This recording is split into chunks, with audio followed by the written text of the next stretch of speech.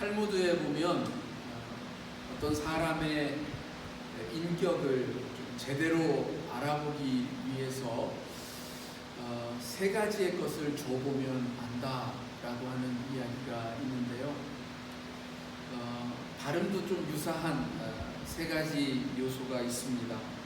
카이소, 코오소는 이 카소라고 하는 세 가지인데, 먼저 이 카이소라고 하는 것은 돈주머니입니다. 어떤 사람에게 돈을 많이 주어보면 그 사람이 가지고 있는 진짜 인격이 드러난다는 것입니다. 이상한 변호사 우영우라고 하는 그 드라마가 한국에서 한참 유행이 되었고, 그래서 제가 또 이렇게 우연히 볼 수 있는 기회가 돼서 보았는데요.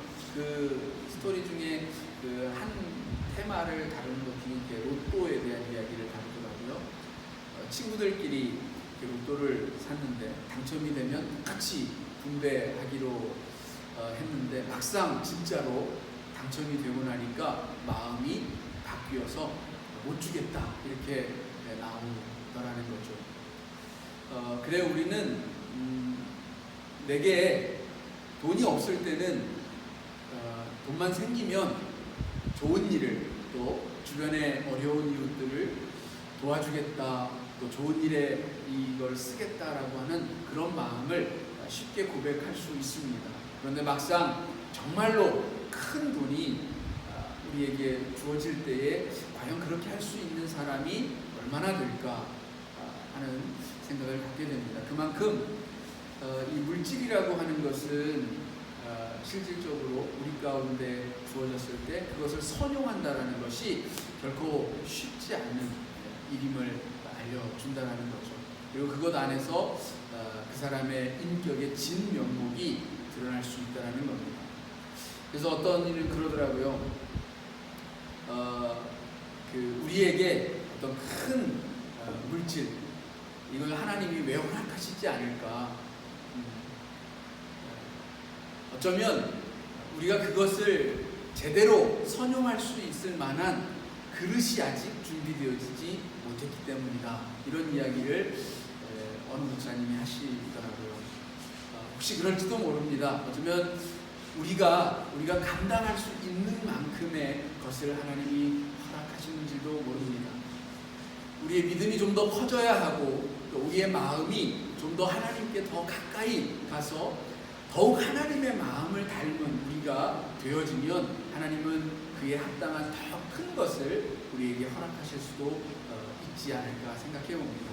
여러분에게도 그런 놀라운 축복이 이루어지기를 주님의 이름으로 축원을 드립니다. 두 번째 코소는 술입니다. 술.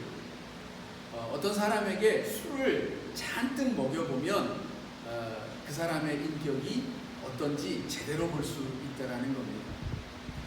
그래요. 멀쩡하게 깨어 있을 때는 참 온전해 보이는 사람인데, 정말 희한하게 술만 들어가면 변해버리는, 소위 말하는 그런 멍멍이가 되어지는 그런 사람들이 있죠. 그 속에 어떤 잠재되어져 있는 자기의 어둡고 또 이 불편한 어떤 그런 모습들이 술이라고 하는 것이 들어가서 무의식 중에 자기가 발현이 되어질 때에 그 잠자고 있었던 것처럼 보였던 것들이 다 깨어나서 나타나진다라는 겁니다. 물론 우리가 그렇다고 해서 우리 스스로의 어떤 진면목을 알아보기 위해서 여러분 술을 이렇게 많이 드실 필요는 없습니다. 굳이 꼭 그걸 먹어서 알 필요는 없다라는 얘기죠. 오늘 우리들에게 우리의 삶을 좀 더 진솔하게 들여다볼 수 있는 마음 자세만 있으면 우리를 좀 더 잘 알 수 있으리라고 생각이 듭니다. 세 번째는 화라고 하는 것, 분노라고 하는 것을 이야기하는데요. 어떤 사람을 좀 이렇게 자극을 해서 그 사람이 화가 나게끔 만들어 보면 그 자기 안에 있는 분노를 어떻게 처리하는지를 보면 그 사람의 인격을 알 수 있다라는 것입니다. 대체로는 그 분노에 휩싸여서 그 감정에 휩싸여서 이렇게 자기가 어떤 일을 벌이는지도 모른 채로 많은 사람들에게 그 분노를 쏟아내고 상처를 입히게 되어지는데 그런 모습은 아직 좀 덜 성숙한 인격이라는 것이죠. 우리 안에 때로는 화가 나고 분노가 난다 할지라도 그것을 적절하게 잘 처리할 수 있는, 분노를 잘 해소할 수 있는 그런 인격의 성숙함이 우리 가운데 있어야 함을 말해주는 것이라고 할 수 있습니다. 어쨌든 세상을 살아가면 사실 우리의 인격을 시험하는 여러 것들이 참 많죠. 우리가 좀 더 성숙해져야 하는 것은 분명한 사실이고, 또한 이러한 유혹들, 이러한 시험들 속에서 그만 우리 자신을 잃어버리지 않도록 조심하는 것이 또 우리 삶에 있어서 필요한 일이라고 생각이 되어집니다. 시험이나 유혹하는 것을 성경에서는 사탄이라고 말합니다. 사탄이라고 하는 말 뜻 자체가 시험하는 자입니다. 우리를 유혹하여서 걸려 넘어지게 하고 하나님으로부터 돌아서게 만들고 심지어는 하나님을 대적하도록 만드는 것, 이것이 바로 사단이라고 하는 것입니다. 하나님의 뜻이 있는데, 하나님의 뜻이 우리 속에서 말씀하고 있는데 그 말씀을 감추어 버리고 교묘하게 바꾸어 버리고, 그래서 그 말씀이 아닌 다른 것을 쫓게 만들고 그 말씀에 오히려 대적하게 만드는 것, 이것이 바로 사단이라고 하는 것입니다. 그 중에서도 안목의 정욕이라고 하는 것이 성경에서는 경계해야 할 것으로 이야기하고 있습니다. 안목의 정욕이란 눈으로 봄으로 말미암아서 유혹당하고 시험당하는 것을 말합니다. 보기 때문에 생겨나는 우리의 욕심, 우리말에 견물생심이라고 하는 말도 있듯이 평상시에는 그냥 아무 별 저기가 아닌데 보았기 때문에 욕심이 생겨나고 그 욕심 때문에 죄로 나아가는 경우가 생기더라는 것입니다. 인류 최초의 죄가 무엇입니까? 선악과를 따먹은 것이었죠.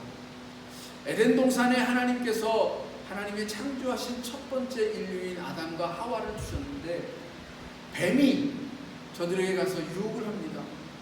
선악과 한번 봤니? 선악과 한번 봐봐. 그래서 아담과 하와가 평상시에는 별 관심도 두지 않았던 그 선악을 알게 하는 나무의 열매를 가서 보았습니다. 가서 보았더니 뭐라고 말합니까? 보암직도 하고 먹음직도 하더라. 보기에도 참 좋을 뿐더러 야 보니까 진짜 먹을만하다, 먹고 싶다라고 하는 생각이 들었다는 얘기예요. 여러분, 그래요. 우리가 마트에 장을 보러 가도 그렇듯이 평상시라면 이렇게 우리가 딱 다짐을 하고 가도 이렇게 눈에 보이는 것들에 현혹되어져서 사지 않아도 될 것들을 더 사가지고 오는 경우들이 있죠. 그렇습니다. 안목의 정욕이 우리를 사로잡고 우리에게 사단은 그러한 방식으로 우리를 유혹합니다. 뿐만 아니라 사실 우리를 소비하도록 만드는 이 세상의 광고들, 그런 것들이 대부분 다 우리의 이 안목의 정욕을 이용하는 것입니다. 계속해서 우리의 시각 속에 상품을 노출시키고 그리하여서 그 상품을 소유하고 싶도록, 그런 욕망이 들도록 만드는 것이 바로 이 광고의 효과 아니겠습니까? 우리에게는 이런 안목의 정욕이 있습니다. 근데 어느 목사님이 우스갯소리로 하나님이 저 에덴 동산에 아담과 하와가 아니라 우리 한국 사람을 두셨으면 우리 인류가 타락하지 않았을지도 모른다, 이렇게 말씀을 하시더라고요. 무슨 얘기인가 했더니 우리 한국 사람들은 뱀만 보면 그냥 잡아먹는다라는 거죠. 유혹당하기보다는 몸에 좋으니까 일단 잡아먹고 보기 때문에 유혹을 당하지 않았을 것이고 타락하지 않았을 것이다, 이런 우스갯소리도 합니다만, 어쨌든 우리들 안에는 이와 같은 안목의 정욕이 있어서 쉽게 우리는 흔들리게 되어지는데, 오늘 여기 저희가 읽은 이 본문 속에서 바울은 고린도 교인들에게 한 가지 이야기를 들려줍니다. 모세의 이야기를 들려주는데요. 모세가 시내산에 올라서 40주 40야를 하나님과 함께 있으면서 하나님께서 직접 써주신 율법, 돌판을 들고 내려올 때의 이야기를 들려줍니다. 모세가 하나님이 써주신 돌판을 들고 산에서 내려올 때에 어땠습니까? 그 얼굴이 해와 같이 빛났다, 이렇게 성경은 말해줍니다. 출애굽기에 보면 그렇게 말해주고 있죠. 그래서 이스라엘 백성들이 모세를 바라볼 때에 와, 정말 하나님을 바라보는 것처럼 그렇게 생각이 되어져서 그 앞에 두려워하면서 엎드려졌다라는 얘기입니다. 그래서 모세가 이게 참 안타까웠어요. 왜 안타까웠을까요? 지금 이 백성들이 바라봐야 할 것은 다른 데에 있는데 지금 무엇만 주목하여 보고 있다라는 겁니까? 자기의 얼굴만 주목하더라는 거예요. 빛나는 그 얼굴만 주목하느라고 정작 봐야 할 것을 보지 못하고 있더라라는 것입니다. 그래서 모세가 그 얼굴을 수건으로 가렸다라는 겁니다.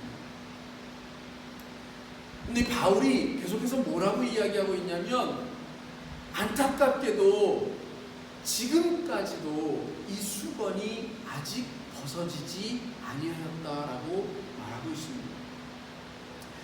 그 이야기인즉슨 결국 지금까지도 우리가 모세의 얼굴만 주목하여 볼 뿐이지 진짜 봐야 할 것을 보지 못하였다라는 겁니다. 우리의 눈이 모세의 얼굴에 지금 시각적으로 확연하게 다르게 드러나는 그것에 현혹이 되어져서 그것만 쳐다보느라고 하나님의 말씀을 바라보지 못하고 있더라는 얘기입니다. 여러분, 이 수건이 벗어져야 되지 않겠습니까? 이 수건이 벗겨지고, 그 벗겨지더라도 모세가 빛나는 그 얼굴조차 아무렇지도 않아지게 되어지고, 하나님께서 진짜 보라고 하시는 그 말씀을 주목해야 되지 않겠습니까? 그러려면 어떻게 해야 될까요? 사실 이 모세가 얼굴이 빛났다 이렇게 말해주고 있는데 40주 40야를 하나님과 같이 있었다 라고 생각해 보세요. 누구라도 빛날 수 있습니다. 하나님의 영광이 그 속에, 그 얼굴에 비추어지면 누구라도 빛날 수 있어요. 저도요, 어느 해인가 금식 기도를 마치고 산에서 이렇게 내려오니까 저희 어머님이 야, 네 얼굴이 정말 엄청 빛난다, 이런 말씀을 하시더라고요. 하나님과 함께 시간을 보내면 빛이 나요. 왜? 하나님이 빛이시니까. 그 빛이 내게 반사가 되어져서 내가 스스로가 빛이 아니라 하나님의 빛이 내게로 임하여져서 그것을 반사하기 때문에 우리도 그렇게 되어질 수 있다는 겁니다. 그런데요, 이렇게 반사하는 빛은 찬빛이 없으면 금방 없어질 빛이에요. 그래서 오늘 여기에서도 말하고 있는 것처럼 이 백성들이 장차 없어질 것에 결국만 주목하고 있다. 그래서 그 주목하는 것이 옳지 못하여서 모세가 수건으로 얼굴을 가리웠다라고 말합니다. 그래요. 우리 스스로는 빛을 내지 못하기 때문에 여기 우리 안에 있는 이 빛은 언제든 사라질 수 있어요. 이건 내 것이 아니에요. 진짜 참빛이 되는 하나님을 볼 수 있게 해야 돼요. 나를 보게 하는 것이 아니라 나를 빛나게 하시는, 나로 하여금 이 참빛을 드러날 수 있도록 하신 그 빛의 원류인 그 하나님을 보라는 것이 바로 이 모세의 이야기였던 것입니다. 바울도 지금 똑같이 말하고 있는 거예요. 너희들이 봐야 할 것은 모세의 얼굴이 아니라 모세의 손에 들려있는 하나님의 말씀이라는 거예요. 여러분, 주님의 말씀을 보시기 바랍니다. 여기에도 한 가지 또한 비밀이 있어요. 여러분, 말씀을 바라본다라고 해서 돌판을 바라본다면 그것은 모세의 얼굴을 바라보는 것과 똑같아요. 그냥 돌판만 바라보는 것은 사실 아무 의미가 없습니다.